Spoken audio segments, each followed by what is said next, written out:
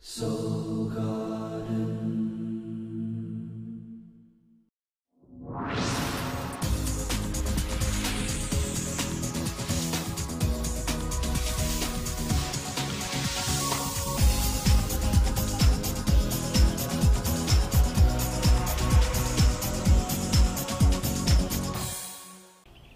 Hello my Aquarians, and welcome back to Soul Horoscopes Weekly Edition. I'm your host to the universe, Christopher Witecki. I'd also like to invite you down to soulgarden.me. We now have office hours on Tuesdays and Thursdays, 11 a.m. Pacific, and my new show, Unite the Light, on Fridays, 12 noon Pacific. Come on down, chat it up, say hello. I'd like to hear from all light workers and report in on what's going on in your sphere of influence. Now for the Aquarian race, it is an emotional month. Actually for the entire planet Earth, it is an emotional month. That's what Sun in Cancer is about. Earthlings face their emotions, and when you're an Aquarius Earthling at that time, actually there's no such thing as an Aquarius Earthling, no Aquarius was born on Earth, but if you are under the Aquarius co-spy system, where you're from a different universe and you've come in here as a double agent Aquarius, okay, then this is also a day of, or a month of, manifesting your lifestyle, how you plug into the spacesuit, how you plug into lifestyle, health, and your surroundings. So emotional responses and health are intimately intertwined when you are an Aqua. Now, going through the whole transit, we were looking to discard what didn't work. We were shopping for what would work. We stepped into our emotional shui and started to test it out. This week, we're going to commit to a passion shui, so a passionate shui. Passion really is how masters manage their life. They step into the emotion, and they have a cleared out baggage, and they have intentions for emotional responses, and they have awareness to the moment. That is how a master does it. So stepping into your shui, stepping into your emotions, and becoming a super aware human, right? Super aware of everything. Now on Monday, you're feeling super not so aware, not so good, lots of reasons. One, well, Mercury has gone retrograde over the weekend, and this is in the part of you that is always calculating fairness. Now Mercury retrograde really is the switch of voices. We all have two voices in our brain. That's what Gemini twins are. We all have twins, and that is always the front. You know, you always have one dialogue going on and one dialogue going on in the back. Well, in retrograde, whoop, human beings switch the polarity of that and give primary voice to the secondary and vice versa. So you see things you wouldn't see. You see things you normally ignore, and technology and things break down. So for you, you are looking inside out at fairness and justice and your own mirage, how you relate to yourself. The moon itself is highlighting your inner child. So inner child is beating its drum, and it's time to find and restore balance in your lifestyle. So something may throw off your balance, and what Monday's wisdom says is you'll have to innovate your emotional response in order to get the shui moving. So the normal shui won't work that day. Shui differently. On Tuesday, it's a Neptune day. Time to log into our higher self, download any kind of God positioning system information that we can get. It is us making sure we're all good with the universe. This all feels right in the gigantic we of it all.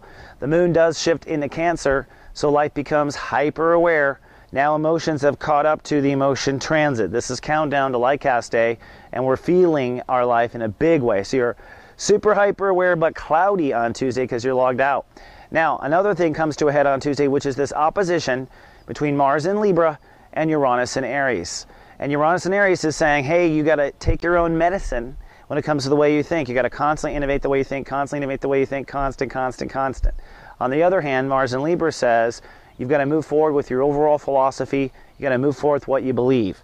So you find some sort of peace accord, I think, on Tuesday, a decision between the two sides, a commitment between the two sides of yourself, between your beliefs and between your momentary attitude. And that might be an ingredient that allows you to see or navigate. So Tuesday's an interesting day, to say the least. Wednesday is Light Cast Day, the most powerful day of the month to manifest our intentions. That's because two big giant states of awareness come together. That is the sun, I love, and the moon, I feel. So I love and I feel come together. We're all pulled into loving and feeling. It's a real beta test of how things are going. It's an emotional day for lots of people, especially people who don't do the soul work or don't pay attention. But it's a day to commit. What are you committing to? Well, two things really. You're committing to a lifestyle, a way of living in the moment. You want to feel joyful. You want to feel energized. You want to feel healthy. How do you want to feel in the moment? And then you are committing to an emotional response system. I'm going to respond this way. The intention of my emotion is to keep my shui on this path and not allow other things to take away from that passionate shui. So Wednesday is a day of committing to yourself a new lifestyle, a new emotional response system, and is also a day of pulling that in. So we are committing and holding space on Lightcast Day. On Thursday, it's time to act. Mars rules the day. So whatever you committed to in lifestyle, you act on Thursday. Mars says move forward. And if you're uncertain as to whether you can or should, just check on your feelings, check your God service provider, and if it's all green light, then you want to act on it.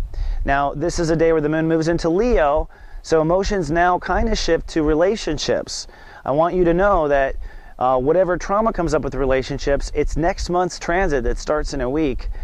So don't get too caught up in marriage issues, and recognize that any marriage bumps in the road are probably an opportunity to test the new passionate shui. So be conscious of that. We will text you if you're watched over by GA. Also, God blesses us with a yod. God gives us the finger, this time pointing to Pluto retrograde at 7 degrees. And what is yodding into this? Well, Pluto retrograde 7 degrees says this: hey, Aquarius, it is time to rethink your inner faith in yourself. It's time to reconsider what the weed may be that needs to be faced. It's time to reconsider your own spiritual positioning on the planet. Spiritual positioning, not social, not economic, spiritual positioning on the planet. And what does that trine? What trines into this? Well, for one, the moon conjuncting Mercury, which is this new relationship perspective, or the new way you'll have to mirage yourself, the new way you'll have to connect to yourself, is tied into this new inner faith, and the requests of the inner child. So the inner child wants to grow. You want your dreams to come true. You want to move forward with everything that you want to do. You also want to have the happy relationships and happy balanced lifestyle. Well, you'll have to reconsider faith, says the Pluto yod. And yod means get to it. So we had a yod last week. We have a yod this week. Yod on it. Then comes Friday. Friday's actually a day of holding space. Should be a nice Friday, considering, weekends are the only kind of holiday we have in the United States.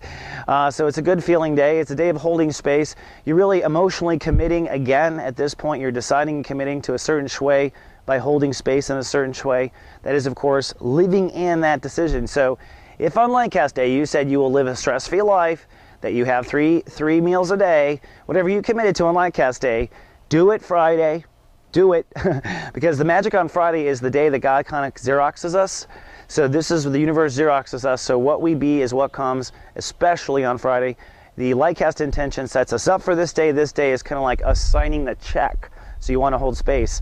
The other thing I want to point out is this trine going on between Jupiter in Gemini, which is pushing for Aquas to have their inner dreams come true, and pushing on Mars in Libra, which says, hey, you want your inner dreams to come true? You want everything to be joyful all the time? Then get moving, Mars in Libra, with your new philosophy. Get moving with your new life purpose. Get moving. There's no more questioning. You just do it now. You don't think about it. You're out of time for school. It's time to move on to your career as of this fall. So it's a fascinating day, and keep that in mind. Now, moving to Saturday. Saturday is a test of our emotional faith. It's a test of our passionate shui. It's a 29th degree. It's a degree where the universe is testing us emotionally.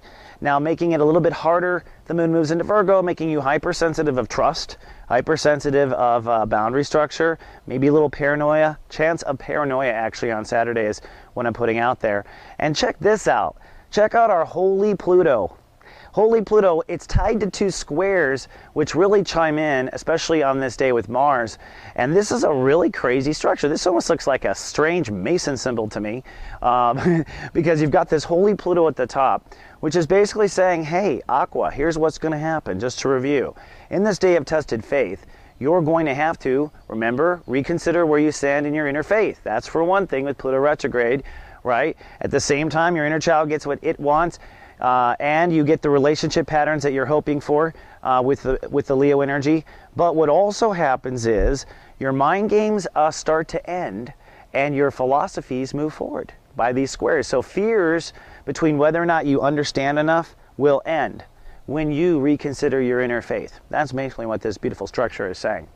Then we move to Sunday. Sunday is way offline, cloudy, definitely distant, probably wanting to protect yourself. The moon is in Virgo, so that's setting yourself up for trust intimacy. And Pluto rules the day. That means it's a day of death. What's dying? This whole last sun in Cancer. What's being born on this 0 degree? Well, it is the sun moving into Leo. That means you're going to shift from daily lifestyle and emotion to a focus on your mirage, how you balance your life, how you give and receive, basically, and that leads up to your marriage. So from mirage to marriage begins on Monday when I come back, but Sunday's a cloudy, weird, unplugged day. All right, my Aquarians, that's all I have for your 7-day forecast, but I will join you again in 7 more. Until then, live, love, be.